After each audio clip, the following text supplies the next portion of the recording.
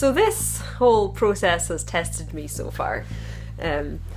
I apologise for the sound quality in this video. It's not as good as I would like. I have been trying to set up my microphone to work with my phone, and turns out I got the wrong cable. I got a cable and it should have been an adapter, and I spent 30 fucking pounds on it, and now I have to go and return it and get a new one, and I have to film all my videos today without my microphone. So it's been going well so far. Instead of tea, I have a nice soothing cup of Milky Stars hot chocolate, and that's hopefully gonna calm the deep and eternal rage that I've experienced this morning already. It's not even fucking morning, it's afternoon. I need to get a move on. I've got a prep session to go to, so let's get started. For realsies though, let's all stop calling ourselves pantsers and plotters. If you've spent any amount of time on the NaNoWriMo forums, you've probably heard the words pantser and plotter, and you've probably seen something like this. And if you've been watching any of my other Preptober videos, or you've been watching my channel for a while, you probably think, Rachel's a plotter, right? She's like, down with the pantsers, long live the plotters, cut off their heads. But that's not necessarily what I think. In fact, I think that's a big oversimplification of the issue, so I thought I'd do a video telling you what I actually think. So here's what I think. There's no such thing as pantsers. There's no such thing as plotters. There's just writers. And we're all human beings, so we're a bit of a varied bunch.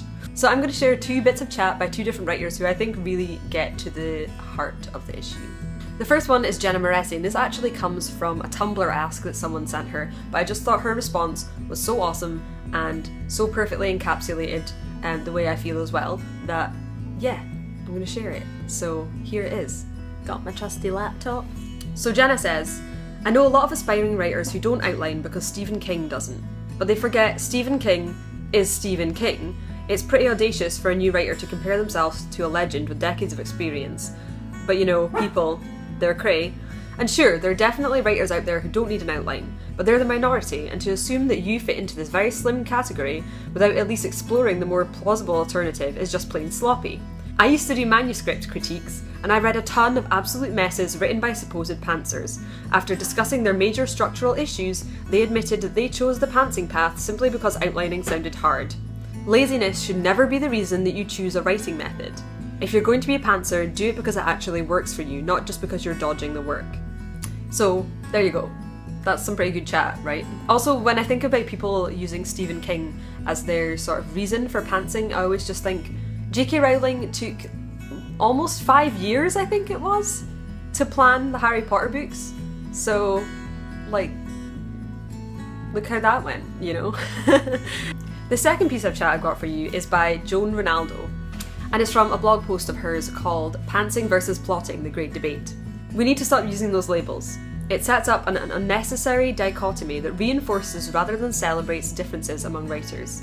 Arguing between better methods implies that there are worse methods. Deciding which one you are wastes a lot of time and can block your process from alternative methods that might work better for a particular story. Instead, call the whole thing your process.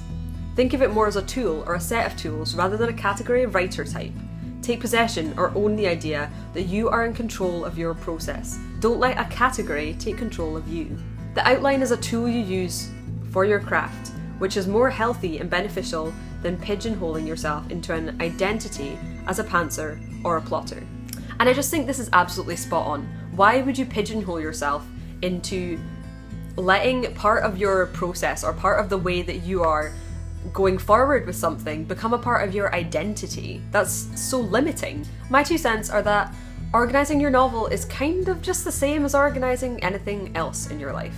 I think a lot of people when they're younger are really resistant to organising because it seems like hard work, it seems like boring adult stuff, and a lot of people as they get older actually tend to organise more because they see the value in it and they see the time saved and they're okay with being adults. And everyone has their own natural tendencies towards things they like to plan and things they like to pants. It's a whole big, deep spectrum, and if you think about the way people organise their whole lives, and then you try and divide people into pantsers and planners, it just seems ridiculous, right? It just seems way overly simplistic, and it actually is, I think. People tend to plan the things that they take seriously, that they want to do well at, or that they think is important. Some people might be super rigorously organised when they're planning a holiday, for instance, but maybe they never apply that kind of rigorousness to the maintenance of their house. You often find that students can be really organised about their schoolwork and their assignments and essays and exam prep, but then really disorganised when it comes to everything else. Writing is the same. Writing is complicated. There are too many moving parts and things to think about to reduce people to either pantser or plotter. For every writer, there are going to be parts of the writing process that they prefer to pants, and there'll be parts where they really need to organise. And these aren't necessarily static either, they can change as you grow and develop your skills as a writer. Maybe the first time you try and outline a book, it's going to be this horrible, arduous process that you hate. But you might find by your second or third book is actually one of your favourite parts of writing. You might find that as your skills progress, your outlines get more detailed. Or you might find that for your first couple of books, it really helped you to plan really extensively, but as you get better at it, you don't actually need to plan as much. And you can actually produce a better first draft with less pre-writing work. The point is just not to pigeonhole yourself. If you take on pantser as this sort of badge of honour, as this kind of part of your identity, it could really make it a lot harder for you to branch out and organise the parts of your book which really need it.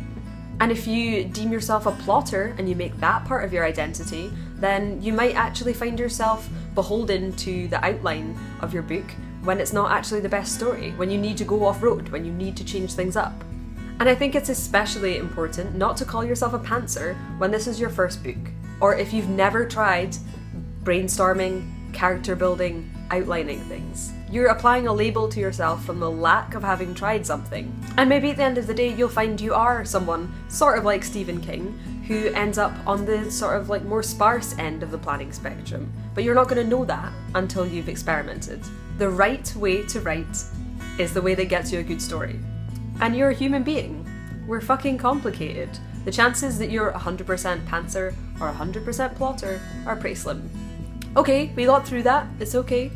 I've got my little spooks here because I thought I would try and be a bit more festive since I'm filming these actually during Preptober for your amusement. Look at him! Ah, he's stupid. Look at your stupid face. Okay, so that's it from me for this video. I'm Rachel Stephen, novelist, YouTuber, Woodland Hellbitch.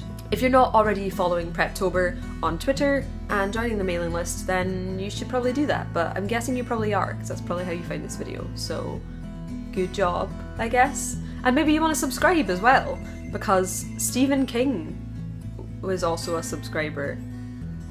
That might have been a lie.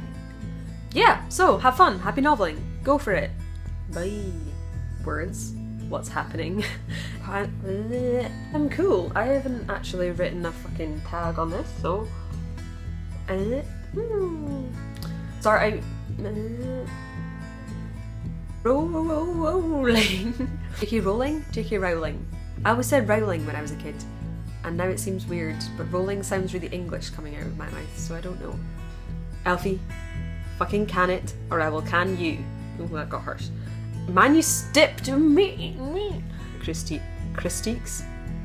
I'm not really sick anymore properly, but I've still got this cold, cough, nosy thing in, so I just feel like I'm all over the place. No, I don't like that. I didn't even say hello, cinnamon buns. That's how distracted I am. For once, the light is fine, which is like my eternal struggle because I live in Scotland and I have limited resources. But now the sound. You better not fuck this up for me, babe. So if you've spent any amount of time on the NaNoWriMo, what are you doing? I just bought that USB hub, so if you could not eat it, that would be my preference. You know when you leave your hot chocolate for like 2 seconds and it gets that nice like skin on the top of it? Why did you like scratch me to get up here if you don't want to be here? Ah!